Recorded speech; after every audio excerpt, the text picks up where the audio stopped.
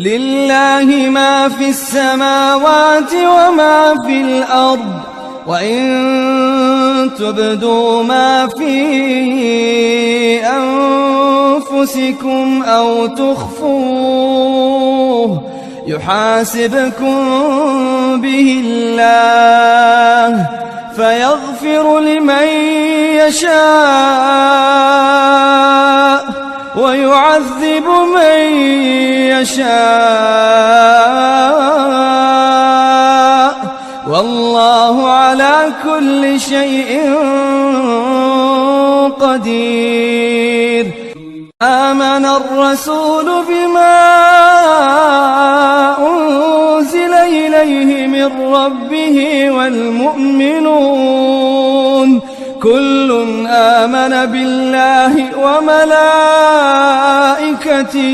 وكتبه ورسله لا نفرق بين أحد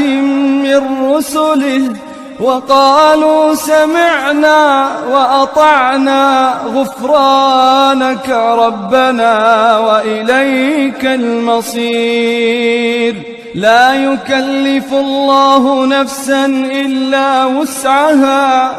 لها ما كسبت وعليها ما اكتسبت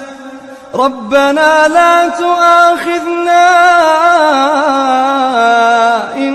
نسينا أو أخطأنا ربنا ولا تحمل علينا إصرا كما حملته على الذين من قبلنا